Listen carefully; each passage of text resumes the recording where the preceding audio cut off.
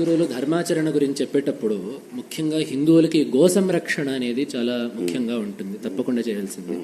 ఇప్పుడు నగరాల్లో పట్టణాల్లో ఉండే వాళ్ళకి వాళ్ళు ఇళ్లలో గోవులను పెట్టుకోలేరు, బహుశా గోశాల చుట్టుపక్కల దొరకక కూడా పోవచ్చు. విరాళాలు ఇవ్వడం కాకుండా పట్టణాల్లో ఉండే యువత గోసేవగా ఏమి చేయొచ్చు?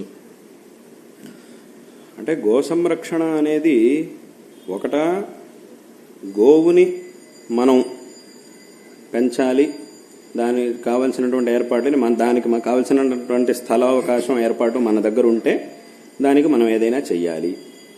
లేదు, ఎవరైతే ఆ పని చేస్తున్నారో వాళ్ళకి సహకరించాలి. ఇది మనం చెయ్యాలి, చేసేటటువంటి వాళ్ళకి సహకరించాలి.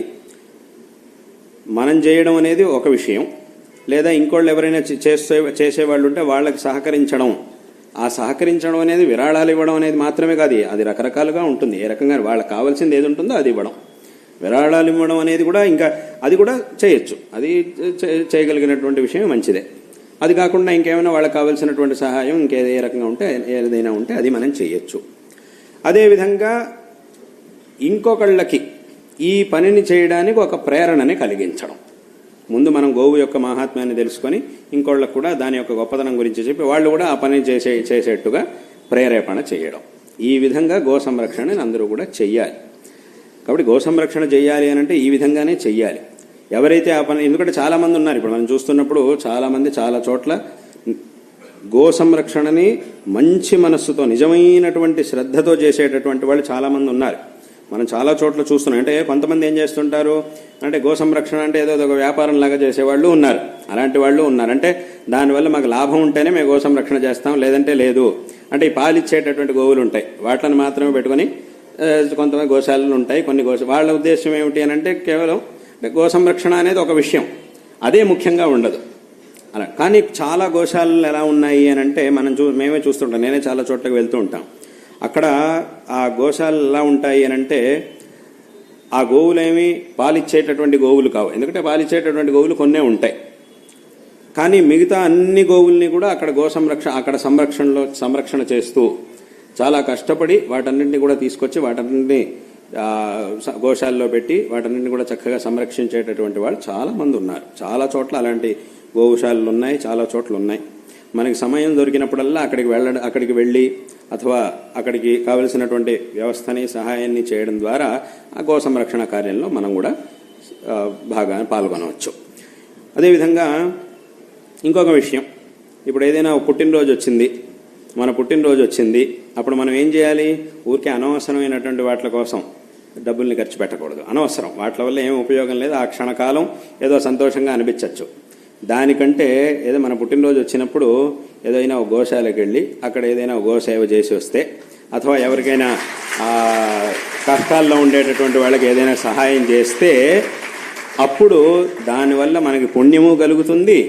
ఇటువంటి ఒక విశేషమైన సందర్భంలో ఇంకోళ్ళకి మనం సహాయం చేసిన వాళ్ళము అవుతాం, మనకి పుణ్యం లభిస్తుంది, ఇంకోళ్ళకి మనం సహాయం కూడా చేసినటువంటి వాళ్ళం అవుతాం.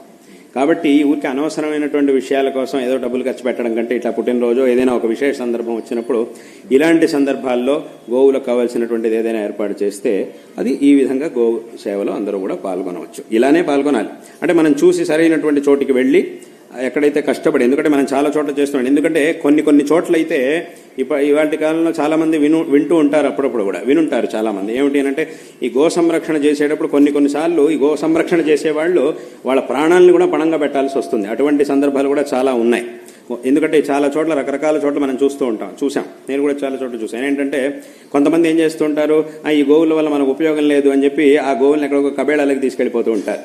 అలా తీసుకెళ్లేటప్పుడు తెలిసేట్టుగా తీసుకెళ్తే ఏముంది, అందరికి కనిపించేట్టుగా తీసుకెళ్తే మళ్ళీ అది కుదరదు. అందుకోసం ఏం చేస్తూ ఉంటారంటే ఎవరికి తెలియకుండా పెద్ద పెద్ద లారీల్లోనో వాటిలోనో పడేసి అందులో వాటిలో ఉంచి తీసుకెళ్ళడం, వాటిలో పడేసి, నిజంగా పడేయడమే ఈ మాటే నిజంగా అక్కడ ఉంటుంది.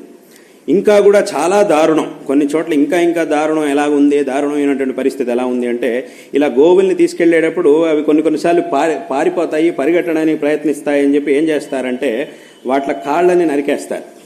అవి బతికుండగానే వాటి కాళ్ళని నరికేసేస్తే అది ఇంకెక్కడికి పరిగెత్తనివ్వకుండా చేసేసి వాటిని ఒకదాని మీద ఒకటి లారీల్లో పడేసి తీసుకెళ్ళిపోతూ ఉంటారు, ఎవరికి తెలియకుండా తీసుకెళ్ళిపోతూ ఉంటారు. అలాంటి పరిస్థితిలో చాలామంది ఇప్పుడు ఈ గోసేవ చేసేటటువంటి వాళ్ళు, గో సంరక్షణ చేసేటటువంటి వాళ్ళంతా ఎవరైతే ఉంటారో వాళ్ళు ఏదేదో మూలకంగా తెలుసుకొని వెళ్ళి ఆ వాహనాల వెంటబడి వాళ్ళని పట్టుకొని వాళ్ళని ఆపి ఇలా చేసేటప్పుడు కొన్నిసార్లు ఏమైనా జరగచ్చు. అలాంటి పరిస్థితి కూడా చాలా చోట్ల ఉంటుంది.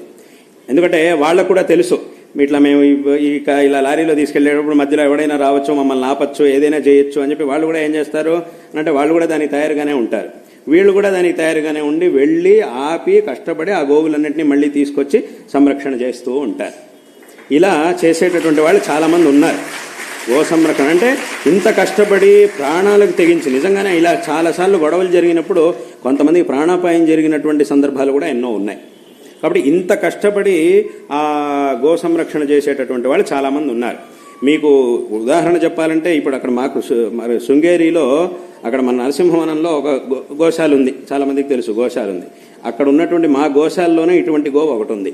ఏమిటి అని అంటే ఆ గోవు యొక్క కాళ్ళు నరికేసి అది పరిగెత్తకూడదని చెప్పి దాన్ని నరికి ఒక వాహనంలో తీసుకెళ్తూ ఉంటే దాన్ని మన వాళ్ళు పట్టుకొని దాన్ని చూసి అప్పుడు దాన్ని తీసుకొచ్చి మన గోశాలకి తీసుకొచ్చాం. అది ఇప్పుడు మన గోశాలలోనే ఉంది. దానికి కావాల్సినటువంటి ఏర్పాటంతా కూడా ఇప్పుడు చేయడం జరిగింది. మన దగ్గరే ఆ గోవు అనేది ఉన్నది. కాబట్టి ఈ విధంగా ఎన్నో చోట్ల ఇలాంటివి జరుగుతూ ఉన్నాయి. కాబట్టి ఇలా చాలా ప్రామాణికంగా గోసేవ చేసేటటువంటి వాళ్ళు ఉన్నారు. వాళ్ళకి కావాల్సినటువంటి ఏ విధమైనటువంటి ఒక సహకారాన్ని మనం అందించినా కూడా ఆ గోసేవలో మనం పాల్గొన్న వాళ్ళం అవుతాం. కాబట్టి ఈ విధంగా గో సంరక్షణ కార్యంలో పాల్గొనడానికి అందరికీ కూడా అవకాశం ఉన్నది.